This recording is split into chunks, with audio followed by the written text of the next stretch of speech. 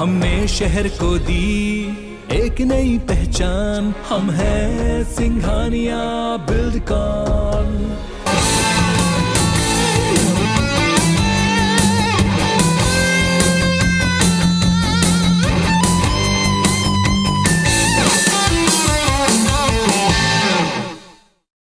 नमस्कार, मैं हूँ रसिका पांडे। आप देख रहे हैं IBC 24 सेलिब्रिटी टॉक में आप सभी का बहुत बहुत स्वागत है। छत्तीसगढ़ के राजनांदगांव की बेटी ने वो कर दिखाया जिसके हर कोई सपने देखता है। वैसे सपने भी उन्हीं के पूरे होते हैं जो अपने सपने को पूरा करने के लिए हर कठिन परीक्षा में सफल हो जाते हैं। और इसी का जीता जागता उदाहरण आज हमारे साथ मौजूद है स्निग्धा करमाहे जी। सबसे पहले स्निग्धा, बहुत बहुत स्वागत है आपका IBC 24 पर। स्निग्धा, सबसे पहले आपको झुंड के लिए ढेर सारी शुभकामनाएं। जैसा कि आप हमेशा कहती आई हैं कि आपका मोस्ट अवेटेड प्रोजेक्ट रहा है झुंड, और साथ ही आपको भी इंतज़ार रहा होगा कि कब ये फिल्म रिलीज़ होगी, कब आप अपना काम खुद देख पाएंगी। तो मेरा सबसे पहला सवाल यही होगा कि जब ये फिल्म रिलीज़ होती है, आप अपना खुद का काम देखती हैं, तो वो एक्सपीरियंस कैसा रहा और वो कैसा रिएक्शन था आपका? एक्चुअली ये फिल्म का हम लोग सबसे ज़्यादा टाइम से वेट कर रहे थे, क्योंकि this film is closest to my heart. क्योंकि जितना सब कुछ एक्सपीरियंस मिला, सीखा, एक्सपेरिमेंट किया, आई थिंक इसमें बहुत ज़्यादा मज़ा आया। आई फील कि ये फिल्म करने से पहले और ये फिल्म पूरा ख़त्म होने के बाद I think I was a different person, because I learn lot of things from Nagraj sir, Amitabh sir and the kids, Sudha sir, DOP जो हैं। तो इसलिए आई थिंक कोई भी चीज़ अगर मुझे चेंज कर देना अंदर से, तो मुझे लगता है इससे बड़ा कुछ नहीं हो सकता। And change in a positive way, if it makes me more sensitive towards things, to a people, and make me learn more things, I think इससे बड़ा कुछ नहीं होता। बिल्कुल। तो आपने एक नेशनल विनिंग डायरेक्टर के साथ काम किया और साथ ही एक ऐसे मंझे कलाकार के साथ काम किया जिसके साथ हर कोई काम करना चाहता है। महानायक है बॉलीवुड के अमिताभ बच्चन। तो आप इन दोनों के साथ आपका काम करना, और फिर ऐसा लगता होगा कई बार कि यार कोई गलती ना हो जाए, क्योंकि इतने बड़े कलाकार हैं और साथ ही इतने मंझे हुए डायरेक्टर भी हैं और इतने मंझे हुए कलाकार भी। इन दोनों के साथ काम करने का एक्सपीरियंस कैसा था और क्या क्या चैलेंजेस थे आपके लिए? आपने जैसे वो एक पॉइंट बोला ना कि ऐसे डर लगता है कि गलती ना हो जाए, एक्चुअली ये डर लगा ही नहीं। ओके। क्योंकि मैं नागराज सर का एक बहुत, मतलब ऐसे तो बहुत सारे प्लस पॉइंट है, एक बहुत जो अमेजिंग पॉइंट है ना, वो ये है कि वो दूसरों को इतना फ्रीडम देते हैं और वो डाउट ही नहीं करते हैं। तो मुझे लगा यार, इसके पहले मैंने झुंड जब हमने साइन की थी ना, तो उसके पहले हमारी अंधाधुन वगैरह कुछ भी रिलीज नहीं हुई थी, कोई भी ऐसा मेजर वर्क रिलीज नहीं हुआ था। But then also he had so much faith in us, like me and Pankaj, we both partners and we design that. तो ये जो फेथ था ना, तो उसके कारण एक अंदर से फियरलेसनेस आ जाता है कि यार इनको भी फेथ है, अच्छा आई थिंक कर सकते हैं। बिल्कुल। जब कोई ऐसी उम्मीद जताता है आपसे कि आप कर सकते हो, तो आप कर लेते हो, और आप जितना कर सकते हो उससे बेटर काम हो जाता है। बिल्कुल बिल्कुल। अगर कोई सपोर्ट करता है आपको, तो वो काम और अच्छा हो जाता है। तो स्निग्धा, ये बताइए कि जब आप ये मूवी शूट कर रही थी, जब इसका आप सेट डिज़ाइन कर रही थी, तो ऐसी कोई मेमोरी शूटिंग के दौरान? इनफाइनाइट मेमोरीज हैं, जैसे विद अमिताभ सर, उनको सेट पे देखना ही कि बहुत अच्छी मेमोरी है। एंड नागराज सर की वो कैसे करवाते हैं काम, वो तो अमेजिंग लर्निंग एक्सपीरियंस। और जो एक चीज़ था जो मैंने कभी लाइफ में नहीं की थी, वो था कि वो जो बच्चे थे ना, जो एक्चुअल स्लम के जो बच्चे थे, उनके साथ इतना इंटरेक्शन। तो झुंड इसलिए भी बहुत करीब है ना कि एक अलग ही लाइफ हम जी रहे थे। बिल्कुल बिल्कुल। स्निग्धा, मेरा सवाल एक ये होगा कि आप प्रोडक्शन डिज़ाइनर हैं, इंडोर शूट्स में इतनी प्रॉब्लम नहीं होती होगी। इंडोर शूट में सेट डिज़ाइन करना वो काफ़ी इजी होता है as compare to outdoor. Easy नहीं होता, बट कंपैरिजन आउटडोर से इजी होता है। लेकिन ये मूवी ऐसी है कि पूरा आउटडोर शूटिंग ज़्यादा है, आउटडोर डिज़ाइनिंग ज़्यादा है। तो क्या क्या चैलेंजेस रहे? क्योंकि आपने इंडोर तो किया है, अंधाधुन है, या फिर आपकी सुई धागा की बात करें, लेकिन इस बार आप ज़्यादा आउटडोर वर्क रहा, तो क्या कुछ चैलेंजेस रहे आपके लिए? इंडोर में एक तो क्या होता है कि इंडोर होता है तो बहुत कंट्रोल्ड होता है। बिल्कुल। आप जैसा डिज़ाइन सोचते हो आप एग्जैक्टली वैसा कर सकते हो। बट आउटडोर में ना बहुत सारी चीज़ें स्पॉन्टेनियसली चेंज हो जाती है। कभी ये आप यहाँ पे सोचा कि आप करोगे, बट सडनली कुछ रीजंस हो गए कि यहाँ के लोग कोऑपरेट नहीं, जो भी कुछ भी हो सकता है, तो तुरंत चेंज करना पड़ता है। तो आपको बहुत स्पॉन्टेनियसली सोचना होता है, तो वो एक चैलेंज होता है, बट वो मज़ा भी आता है। तो इस चैलेंज को आप कैसे फेस करती थी? मुझे तो एक्चुअली जब भी कोई चैलेंज होता है मुझे मज़ा काफ़ी आता है, तो मैं सोचती हूँ हाँ ठीक है आया है, कर लेंगे, हो ही जाएगा। ये फेथ होता है और फिर हो जाता है एक्चुअली कुछ ना कुछ। मतलब ऐसा पैनिक नहीं करती कि ओ गॉड ये क्या होगा, अब क्या होगा, ऐसा नहीं। तो जैसे कि आपने बोला कि कोई भी चैलेंजेस आते हैं आप कर ही लेती हैं पूरा, और आपको मज़ा बहुत आता है, आपको लगता है ये तो हो ही जाएगा। आपने पिछले इंटरव्यूज़ में भी अपने इस बात का जिक्र किया है कि सुई धागा मूवी में आपने जो पूरा सेट डिज़ाइन किया था वो पूरा धागे से डिज़ाइन किया हुआ था। तो और इवन धागा जो था वो मुंबई में ख़त्म हो गया था और आप लोगों ने सूरत से मंगाया था। हाँ, तो इस मूवी की जब शूटिंग आप कर रही थी तो ऐसे कोई चैलेंजेस आए? इस मूवी का ना एक्चुअली जब हम पहले सेट बनाए थे ना, तो हमने पुणे में पूरा सेट बनाया था। ओके। 2017 या 8, हाँ ऐसे कुछ 17 या 18 के बीच। उसके बाद वो पूरा सेट, ह्यूज सेट था वो, मतलब कम से कम 400-500 घर थे, और वो पूरा डिसमेंटल हो गया था विदाउट शूटिंग। और उसके बाद फिर से वो सेट बना नागपुर में, और फिर वहाँ शूट हुआ था।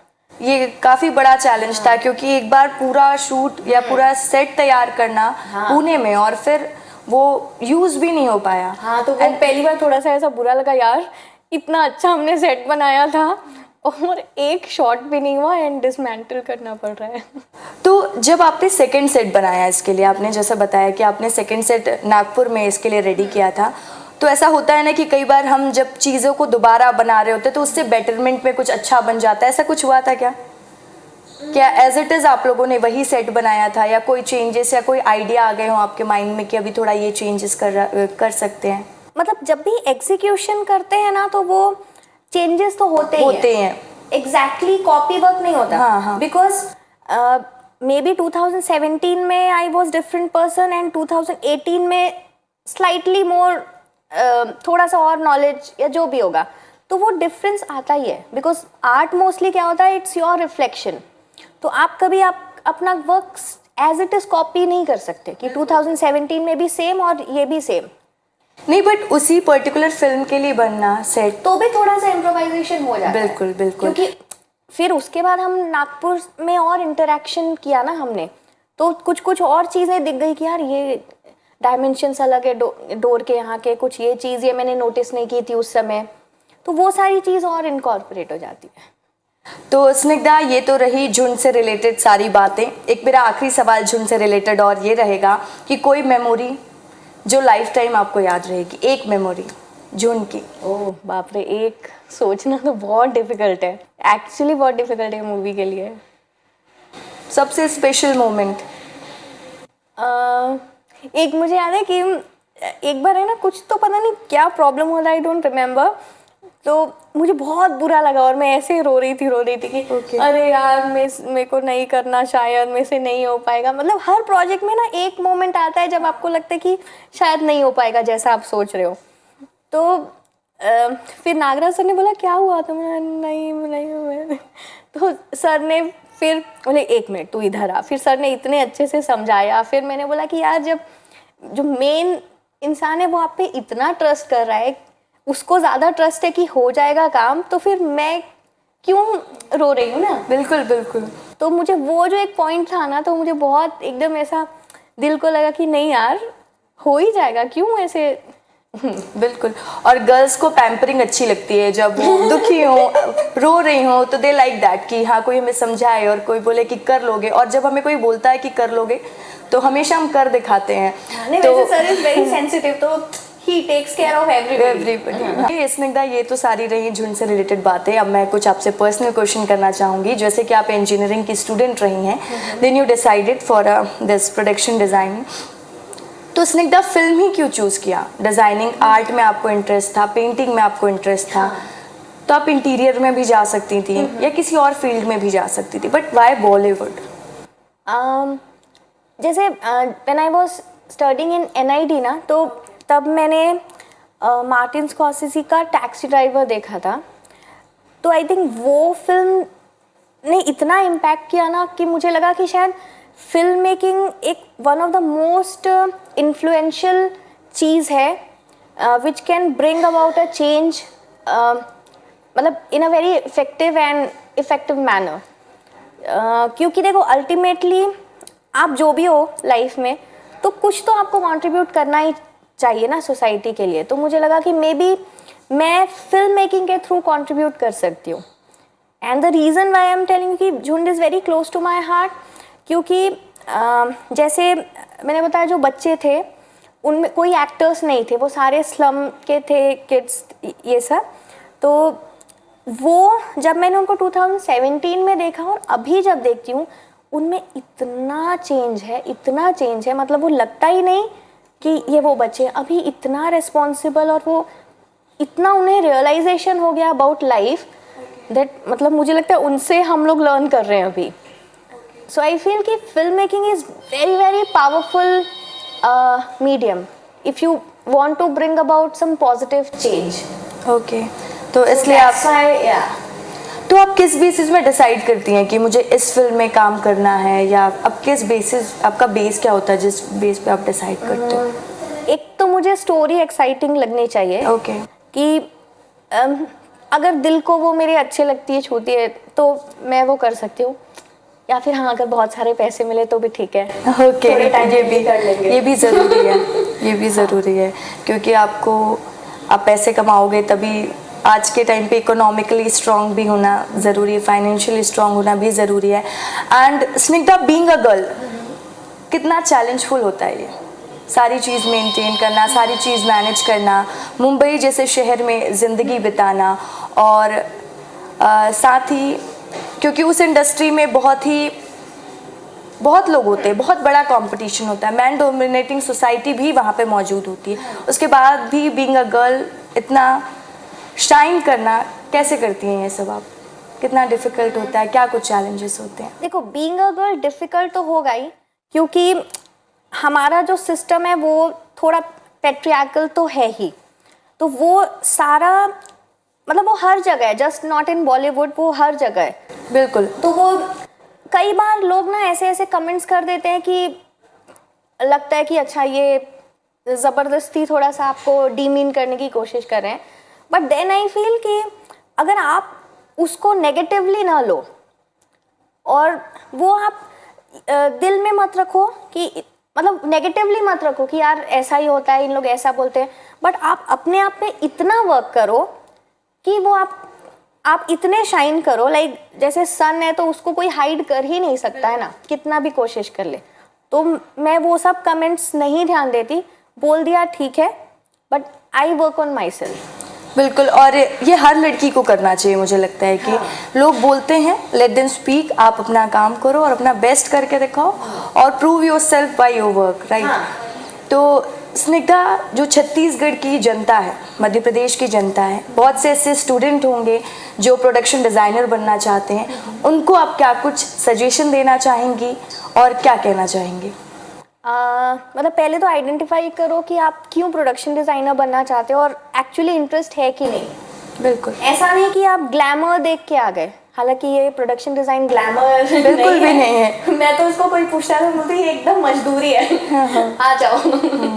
ग्लैमर फिर भी वो देख के मत आओ, अगर अंदर से लगता है कि हाँ डिज़ाइनिंग आपको इंटरेस्ट करता है तो आओ, और अगर आ गए हो तो have faith in yourself and work. कुछ आ गए हो तो कुछ मेहनत करोगे तो आई थिंक कुछ ना कुछ वे आउट निकल ही जाएगा लाइफ में। बिल्कुल, तो जैसे कि स्निग्धा ने बोला कि पहले आप खुद फाइंड आउट करो कि आपको क्या करना है, वाकई में आप इंटरेस्टेड हो कि नहीं, क्योंकि ये फील्ड भी इतनी आसान नहीं होती है। सिर्फ कास्ट को छोड़कर हर कुछ डिज़ाइन आपको करना होता है, और जो स्निग्धा का योगदान है, जब भी आप झुंड देखेंगे तो अब आप इस बात पे गौर करिएगा कि वो पूरा सेट हमारे यहाँ की छत्तीसगढ़ की बेटी, राजनांदगांव की बेटी स्निग्धा करमाही जी ने बनाया है, जो कि बहुत ही प्यारा है। मैंने भी मूवी देखी और मैं भी सोच रही थी कि आउटडोर मूवीज़ में कितना चैलेंजिंग होता होगा कि आउटडोर पूरी शूटिंग हुई है, कैसे इन्होंने सेट तैयार किया होगा, वो भी एक सोशल कॉज मूवी है ये। स्निग्धा, ये तो सारी रही आपके प्रोफेशन से जुड़ी बातें, बट कुछ मैं आपसे कुछ फैमिली से रिलेटेड मस्ती, जैसे कि आप तीनों सिस्टर टैलेंटेड हैं, आप प्रोडक्शन डिज़ाइनर हैं और आपकी एक सिस्टर सिंगर हैं, एक सिस्टर डांसर हैं, तो जब आप तीनों मिलते होंगे तो बहुत टाइम बाद मिलते होंगे आपकी गैदरिंग, क्योंकि आप लोगों को सभी का बिजी शेड्यूल है, तो आप लोग गॉसिप, अरे जैसे कि होता है ना कि बहनों के बीच में जो कॉन्वर्सेशन होती है वो होती है, या फिर आप अपने प्रोफेशनल के बारे में, प्रोफेशंस के बारे में ही ज़्यादा डिस्कस करते हैं? हाँ, मतलब गॉसिप आई वोंट से, क्योंकि गॉसिप का मस्ती, हाँ, मस्ती तो होती है, एंड प्लस मुझे लगता है हम लोग मोस्टली क्रिएटिवली ही सोचते रहते हैं कि अगर सपोज सुमेधा ने कुछ सॉन्ग सुनाया तो मेरी एल्डर सिस्टर है स्वप्निल, उसके दिमाग में कुछ और आ जाएगा कि यार इसको ना डांस फॉर्म में ऐसे हो जाएगा, मुझे कुछ और आइडिया आ जाएगा, तो मोस्टली आई थिंक वैसी बातें होती है। तो कभी आप लोग सोचते हो कि हम तीनों भी साथ काम करेंगे?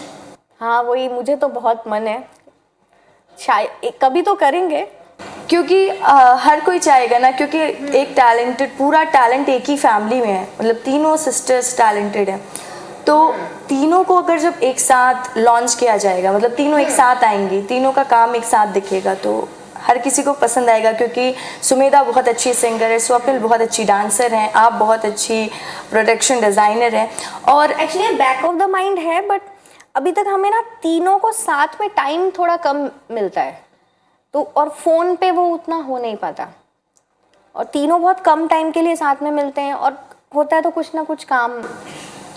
स्निग्धा, ऐसी कोई बचपन की मेमोरी जो आप हमारे दर्शकों से शेयर करना चाहेंगे? बचपन की वैसे काफ़ी सारी मेमोरीज है, मतलब मुझे मेरा बचपन बहुत ज़्यादा पसंद है, क्योंकि मम्मी और पापा ने जो हम लोग के लिए किया ना बचपन से, वो मुझे नहीं मतलब हालांकि हर किसी के पेरेंट्स बहुत कुछ करते हैं, बट मम्मी पापा ने ना स्पेशली हमें चैलेंजेस फेस करने के लिए रेडी किया। जैसे मम्मी और पापा बहुत ओवर प्रोटेक्टिव नहीं थे, वो लोग बोलते थे नहीं तुम अकेले ट्रैवल करो, मतलब जब मैं 5th-6th स्टैंडर्ड में भी थी तब भी मैं अकेले ट्रैवल करती थी, तो मम्मी बोलती जब तक तुम फेस नहीं करोगे तब तक तुम सीखोगे कैसे। बिल्कुल। तो ऐसे बहुत सारी चीज़ें। देन पापा ने हमें इतना ट्रैवल कराया है, जो हमें चीज़ चाहिए होती थी, अगर मुझे यहाँ पे पेंटिंग क्लास जाना है तो वो वहाँ पे लेके जाएंगे वो टीचर के पास। तो ये सब से क्या है, जितना आप बचपन में एक्सप्लोर करोगे तो और वो एनरिच हो जाता है दिमाग में। तो स्निग्धा, कौन सी एज ग्रुप से आपने पेंटिंग शुरू की? मुझे तो बचपन से ही, मुझे याद नहीं है सर, बट बचपन में मम्मी ने मुझे पेंटिंग शुरू करवाई थी, उनकी बहुत अच्छी थी पेंटिंग। मम्मी से आया आपको ये टैलेंट, मम्मी की पेंटिंग अच्छी थी, देन यू स्टार्टेड। लेकिन आपको समझ में कब आया कि नहीं यार इंजीनियरिंग मेरे बस का नहीं है, मुझे ये करना है, ये वाला? क्योंकि आप इंजीनियरिंग में एडमिशन तो ले ली थी, अगर पहले भी आपको आइडिया होता तो आप छोड़ सकती थी मे भी, लेकिन आपको ये क्लैरिटी कब मिली? जब इंजीनियरिंग में कर रही थी ना, तो मुझे लगा सारी जो दुनिया ना वो एकदम ऐसे एक ही तरफ जा रही है कि यार बस इंजीनियरिंग के बाद एक जॉब मिल जाए, सेटल्ड हो जाएगा, लाइफ सेफ रहेगा, और वो ना मुझे पता नहीं क्यों अंदर से मज़ा नहीं आ रहा था। मुझे लगा कि लाइफ है तो life is meant for exploring, experiencing, और मैं ना 9 to 5 किसी जगह बैठ के नहीं काम कर सकती। अगर कोई मुझे बोले कि 1 month तुम्हें या 1 साल या लाइफ लॉन्ग तुम्हें 9 to 5 सिर्फ यहाँ पे काम करना है, तो मैं शायद भाग जाऊँगी।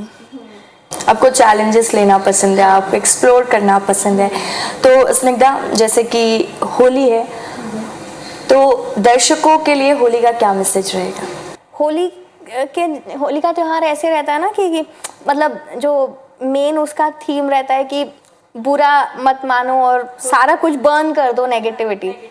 तो आई थिंक जो भी ना लाइफ में आपके ग्रजेस हैं, ये है जो लोगों ने बोला होगा, आप ज़बरदस्ती अननेसेसरी याद करके मत रखो, और वो जब सारी चीज़ अपने अंदर से निकाल दोगे ना, अपने अंदर अपने आप पॉजिटिविटी, बहुत सारी न्यू आइडियाज़ आएंगे। तो I think just burn all those things and be fearless and start a new life. Okay, तो चलिए, जैसे कि मैंने बोला होली का पूरा माहौल है, तो हम एक छोटा सा गेम खेलेंगे आपके साथ, रैपिड फायर। थोड़ा इंटरेस्टिंग होगा, आपको तुरंत तुरंत जवाब देना, आपको सोचने का टाइम नहीं मिलेगा, गेम का रूल यही है। तो चलिए, स्निग्धा का favourite colour? Yellow. Okay nice, तभी स्निग्धा आज येलो कलर का ड्रेस पहन के आज हमारे यहाँ आई थी IBC 24। Favourite movie? Cinema Paradiso, City of Gods. Okay, favourite destination? मुझे तो हर नया चीज़ एक्सप्लोर करना पसंद है। ओके, हर नया चीज़ आपको एक्सप्लोर करना पसंद है। तो ये छोटा सा रैपिड फायर राउंड था स्निग्धा के साथ। स्निग्धा, मेरा आखिरी क्वेश्चन आपसे यही रहेगा कि आपके आगे क्या कुछ ड्रीम प्रोजेक्ट होने वाले हैं और क्या कुछ प्लानिंग है आगे?